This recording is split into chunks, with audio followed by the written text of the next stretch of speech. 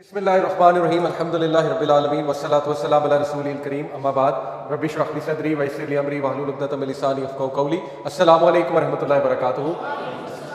May peace blessings and mercy of almighty Allah be on all of you. बहुत शुक्रिया आने का and good to see old faces. The reason I say this is because कि देखें बहुत ज़रूरी हो गया आज के दौर में कंसिस्टेंटली एक काम करना। तो यूथ क्लब के मस्जिद लॉकअप जो है ना 6 बार होता है साल में, ठीक है, हर 2 महीने बाद। तो इसको तो आप मस्ट कर लें इंशाल्लाह, क्योंकि बार बार आप आएंगे, कोई याद दहानी मिलेगी, कोई स्पिरिचुअलिटी रूहानियत मिलेगी। तो वो चेहरे जो बार बार आ रहे हैं माशाल्लाह मुझे खुशी हुई। तो आप लोग भी कोशिश करें यूथ क्लब के ऑलमोस्ट सारे इवेंट्स में कंसिस्टेंटली आया करें, ताकि आपको अच्छी कंपनी भी मिले, अपने दोस्तों को भी लाएं, उनको भी इंशाल्लाह ज़रा टेस्ट करवाएं कि इस्लामिक इवेंट्स वो उन्हें भी देखने चाहिए। इनफैक्ट हम सब की कन्वर्जन, मेरी यूथ क्लब के जो भाई है ना, वो एक इस्लामिक इवेंट के थ्रू ही हुई है। शिफा इंटर स्कॉलिस्टिक टूर्नामेंट होता था आज से कोई 14-15 साल पहले शिफा मेडिकल कॉलेज में, तो हम वहाँ जाया करते थे। तब हमें इतना नहीं पता था इस्लाम का, लेकिन हम वहाँ से इंस्पायर हुए कि तो बड़ा ज़बरदस्त इस्लामिक इवेंट इंशाल्लाह आते रहे। मैं लेक्चर की बजाय आज चाह रहा हूँ कि आपसे ज़रा प्रैक्टिकल बातें करूँ, क्योंकि माशाल्लाह आप यहाँ कुछ सीखने आए हैं। तो मैं भी आज बात करना चाहूँगा कि हाउ यू कैन प्लान 2024 इंशाल्लाह। उससे पहले कुछ ऐसी चीज़ें जिनको सोच के आजकल मुझे बड़ी परेशानी भी होती है, और मैं काफ़ी इस पर सोचता हूँ, क्योंकि आपको पता है मैंने साइंस ऑफ द आवर बहुत बात की है, फितना दज्जाल पे बात की हुई है, मेरी एरिया ऑफ इंटरेस्ट है। क़यामत के एक माइनर मेजर साइंस है, ठीक है।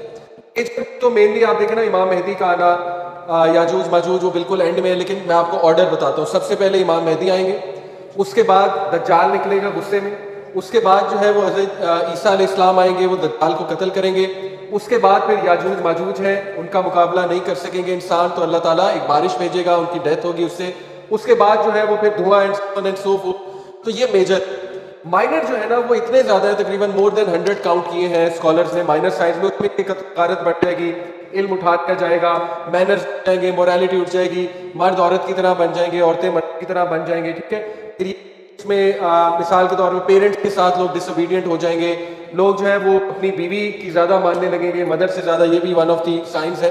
इसी तरह बेशुमार रिगार्ड्स टू आर्टिफिशियल इंटेलिजेंस हमें बहुत से साइंस मिलते हैं, लेकिन मैं आपको साइंस बताऊं कि मैं हैरान रह गया। यानी एविडेंटली पूरे हो चुके हैं कि हर इंसान को हैरान हो जाना चाहिए कि हमारे नबी की पेशेंस थी और हमारे सामने हो रहा है सब कुछ। Number 1, mountains of Mecca and Medina will turn green, valleys of Mecca and Medina will turn green. और ये पहली बार हजारों साल में पहली बार देखने में, ठीक, ये गारे हिरा ऊपर से है, ये ग्रीनरी देख लें आप। तो ये कितनी अजीब बात है कि हमारी आंखों के सामने हम ये साइन होता देख रहे हैं। उसके बाद Bedouins will compete for to make huge building. नंगे वाले गाँव में रहने वाले लोग, धोती पहनने वाले, वो बड़ी बड़ी बिल्डिंग्स बनाएंगे और कम्पीट करेंगे। दुबई, रियाज, कतर, सारे बेडविन्स है, ये हमारी आंखों के सामने निशानी पड़ी। और तीसरी है कि जब 3 इलाकों में तुम अनरेस्ट देखो, ये सही हदीस है, यमन में, इराक में और शाम में साइमल्टेनियसली, ठीक है, एक ही वक्त में। अब देखें इस वक्त ये हदीस कितनी पूरी उतरी। शाम जो है उस टाइम का वो फलस्तीन भी था, वो ग्रेटर शाम था। अभी तो सीरिया है ना शाम, लेकिन उस टाइम का जो शाम था उसमें लेबनान भी था, जॉर्डन भी था, उसमें पैलेस्टीन भी था। सुभान अल्लाह। प्रॉफेट का 3 इलाके में जब तुम अनरेस्ट देखो, शाम में, इराक में और यमन में, तो मेहदी का इंतजार करो, वेट फॉर इमाम मेहदी। तो आप देख लीजिए कि ये 3 इलाके में इस वक्त अनरेस्ट, ये ऐसे मेरे सामने ये 3 मेन साइन, ये जो ग्रीन बिल्डिंग्स का इस तरह से बनना और जो जंग चली हुई है इन 3 इलाकों में, इसका मतलब है कि माइनर साइंस पूरे होते हैं और आप मेजर साइंस भी पूरे हो सकते हैं, ठीक है। अभी अल्लाह माफ करे, मैं आपको बताऊं कि इमाम मेहदी से पहले जितना मेरा मुतालिया है, देयर इज अ रिस्क के शायद ये जो अक्सा है हमारे हाथ से चली जाए, ठीक है, there is a risk of that. लेकिन इंशाल्लाह इट विल रिकवर, हदीस की रोशनी से पता लगता है। और ये भी पता लगता है कि इमाम मेहदी के आने से पहले खिलाफत भी इस्टेब्लिश हो चुकी होगी, मुसलमानों की हुकूमत भी इस्टेब्लिश हो चुकी होगी, और उसके बाद इमाम मेहदी आएंगे तो फिर जो है वो आगे की तरफ जाएंगे। लेकिन उससे पहले वॉर्स हैं, ग्रेट वॉर्स हैं, 6-7 लड़ाई के हैं, इस सही की रोशनी में आपको बताता हूँ। तो अल्लाह माफ़ करे, वो साल बहुत सख्त है। अब वो वॉर्स किस किस्म की होंगी, जनरेशन वॉरफेयर होगी, लेकिन मेरा ख्याल है वो मिलिट्री वॉरफेयर होगी, यानी हदीस से क्लियरली ये पता लगता है। तो मैं आपको बताना ही चाह रहा हूँ कि देखें, हम माने या ना माने, but tough times are coming है, हदीस की रोशनी से साफ पता लगा। तो मुसलमानों को इट्स हाई टाइम प्लान करना चाहिए। अब रैंडमनेस नहीं चलेगी। हमने पिछले 80-90 साल मौजें की हैं, रैंडम लाइफ गुजारी है, गोरों ने काम किया, जूस ने अपने ऊपर काम किया है, एक नेशन बिल्ड किया है, वो देख लें। इस वक्त ठीक है हमारे दुश्मन है, लेकिन कोई वजह है टॉप जगहों पे बैठे हुए, तो दे प्लान। 100 साल का विजन उनका सेट होता है, दे नो कि 100 इयर्स बाद हमने क्या करना है। तो इंशाल्लाह keeping these things in mind let's move forward. उससे पहले मैं आपको एक और चीज कहूँ कि what did 2023 teach us? 2023 taught us कि one hand can decide the entire genocide of a nation. One hand, आपको पता है कि सिर्फ अमेरिका ने वीटो किया था। अभी लेटेस्ट जो वोटिंग हुई है जिसपे सीज फायर का वोट हुआ है, मेजॉरिटी ने सीज फायर के लिए हाथ उठाया। सबसे पहले अमेरिका ने हाथ उठाया कि नहीं, सीज फायर नहीं होनी चाहिए, ठीक है। ये है वो मनहूस शख्स, अमेरिकन जो नुमाइंदा है, जिसने कहा कि नहीं, कैरी ऑन और वी विल सपोर्ट इट, हमारे इंटरेस्ट में स्टेट ऑफ इजराइल, ठीक है। तो दिस इज, ये एक और तमाचा है हमारे लोग कि तुम्हारी औकात कोई नहीं है, एक हाथ खड़ा होने से तुम्हारी सारी आबादी हम मिटा सकते हैं, और वो ये कर रहे हैं। फिर एक और लेसन लर्न इज कि नेवर अगेन एक ड्रामा है। नेवर अगेन का आपको पता है, ज्यूज का ये एक स्लोगन है कि जो हमारे साथ हुआ था होलोकॉस्ट, अब वो किसी और के साथ नहीं होना चाहिए, लेकिन वो कर रहे हैं। और ज्यूज के ही अंदर जो लोग हैं वो बोल रहे हैं इसके खिलाफ। यहाँ पे मैं एक चीज क्लियर कर दूं कि ज्यूज और जायनिस्ट में हम जरा फर्क करते हैं। ये जो स्टेट ऑफ इजराइल है, जायनिस्ट स्टेट है।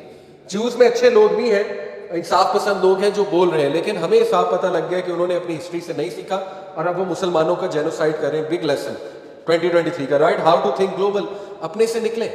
आपने पर्सनल बहुत लेसन लर्न किए होंगे, लेकिन पर्सनल से जरा निकल के सोचें कि इस वक्त हमारे लिए लेसन लर्न क्या है। फिर देखिए बिग लेसन कि जर्नलिस्ट सेफ नहीं है। जर्नलिस्ट, आपको पता है पूरी दुनिया में सेफेस्ट जॉब है जर्नलिस्ट की, उसको बहुत प्रोटेक्शन है, स्टेट की तरफ से प्रोटेक्शन होती है। लेकिन 90 journalist have been killed in Gaza by Israel, जिनमें गोरे जर्नलिस्ट भी हैं। बुलडोज कर दिया गया, उड़ा दिया गया, दे डोंट केयर। यानी इस दरिंदा, यानी ये दरिंदगी की हद है और कोई भी इन्हें रोक नहीं रहा। इवन अमेरिका जो है, फॉर सम रीजन अमेरिका जो है इनके आगे डरपोक बना हुआ है। So this is a big lesson कि जर्नलिस्ट भी सेफ नहीं है।